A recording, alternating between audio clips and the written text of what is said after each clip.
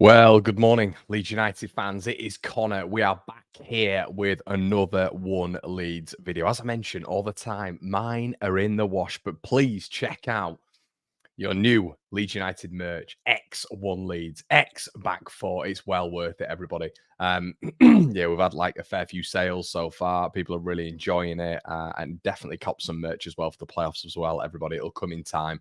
Well worth it. International shipping. Link in the description below.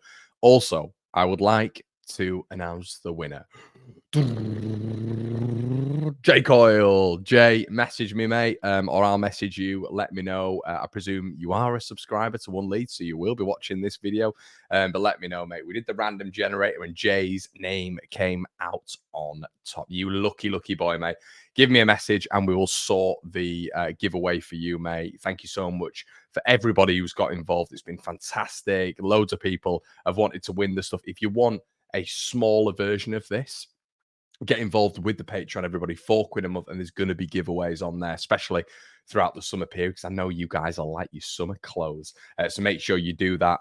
There's going to be an exclusive giveaway on there. Also, yeah, if you want to get Sofa Score, we've got games coming up. Obviously, the analysis is already out for the Norwich game. Well worth it. Free link and some bonuses as well with the affiliate link in the description below. Like, comment, and subscribe. Okay, let's get into it, shall we? So, as you can see on the thumbnail, there's almost like an expectancy thing from the 49ers. And this is just purely my opinion, everybody, to be honest with you. And, you know, how I think they'll be looking at this. We did something with Ellis last night. I definitely encourage you all to go and have a look at that. And Ellis was discussing what he feels when it comes to Daniel Farke, his future.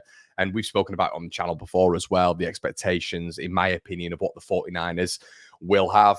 You know, do I think that they are an establishment who stay, you know, calm, cool, and collected? I certainly do.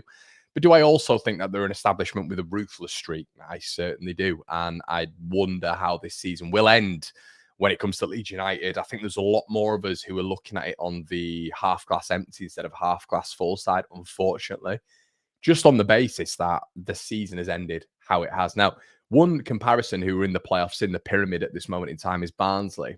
They were doing so well, had the automatics pretty much sewn up, or they were in Barnsley's sights, and they've just completely blown up with 10 games to go. And it's a real comparative to Leeds United. They've gone into the playoffs with dud form. They played the home game the other night and lost 3-1 to Bolton. Now, I'm not saying this will happen to Leeds United, but what I am saying is I think form does play a big part. You know, there's a big mental strain, and it's up to Daniel Farke now to take learnings, even from examples like Barnsley. You know, it's to go into these fixtures and to change the mentality round, to change personnel round, and to look at what we did against Norwich last time. And the 49ers will have an expectancy. They will have an expectancy that this changes round. And I think that may have a bearing on Daniel Farke's future, to be honest. That's my personal opinion. We will have to wait and see. There also might be the flip side of it, where they just think, look, we're staying with him. It took him 2 years to get Norwich up the first time.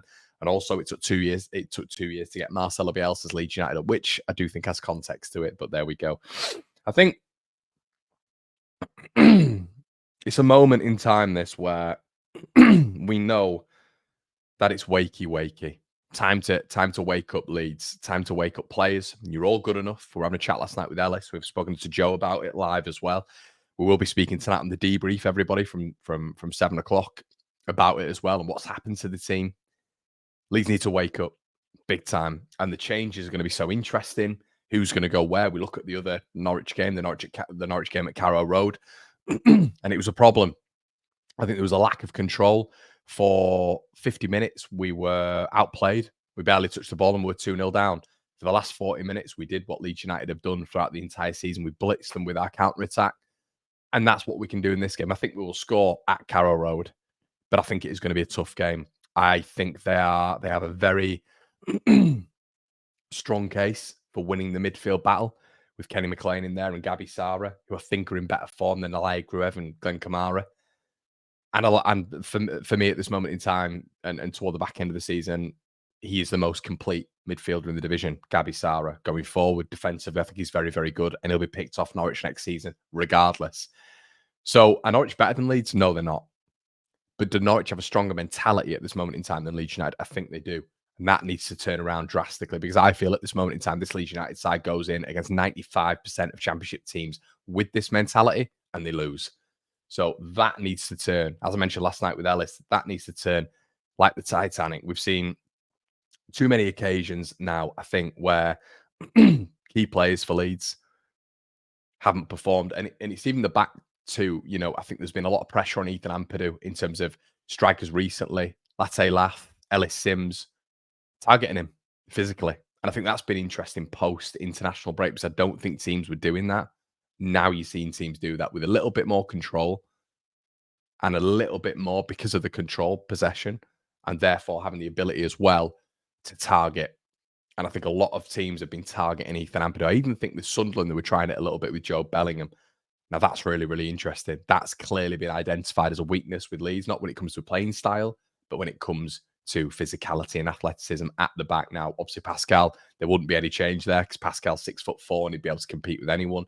But obviously, with Ethan Ampadu, that is naturally going to be a problem going into the playoffs with potentially Barnes. We know he's injured, but he's going to be back for at least the second leg. Obviously, Josh Sargent, who's literally turned Norwich into a completely different team. These are all very, very, interesting things to look at. I think Joe Rono's been completely off. How do you get Joe back to the level that he was at?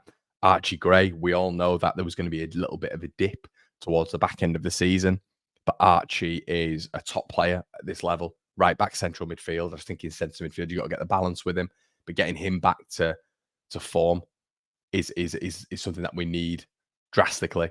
But we had to take lessons as well from that game. In the first game at Carrow Road where they dominated the midfield for large spells of it, and Leeds got back into it with.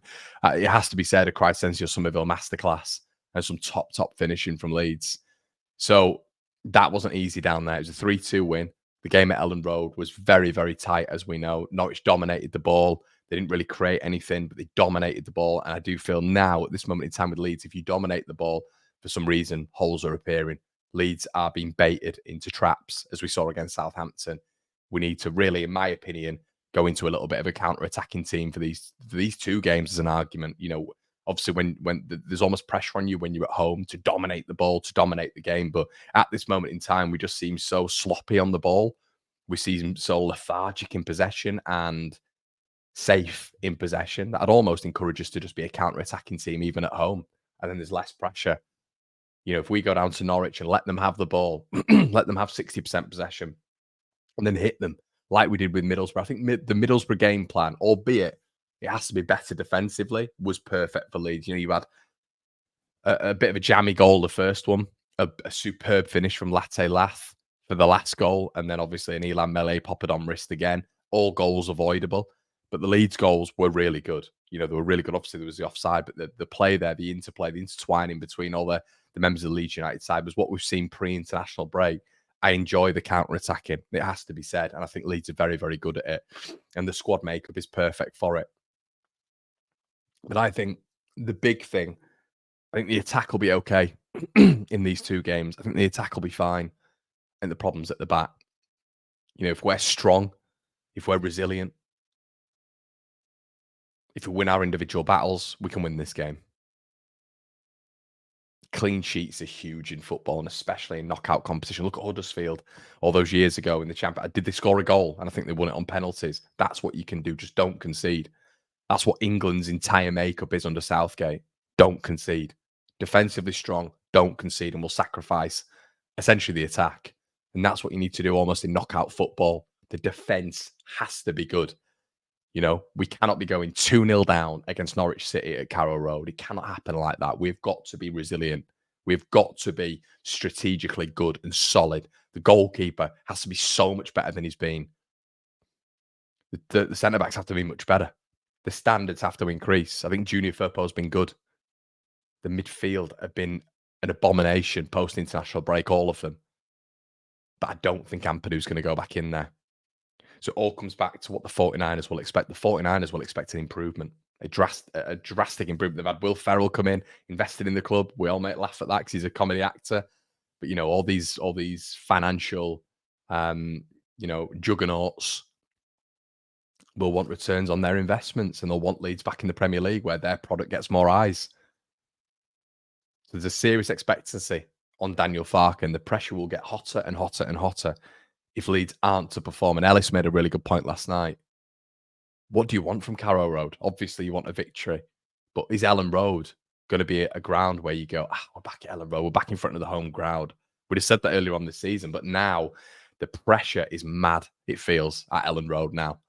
You know, it feels like there's a tenseness. And Ellis was saying last night he's never been to a ground like it, and he's been all over the world, Boca Juniors, Real Madrid, whatever. He's never been to a ground like Ellen Road where it is so on edge at points. You know, where the crowd can drag the ball in, or they can make a player completely shrink in terms of that expectancy and pressure.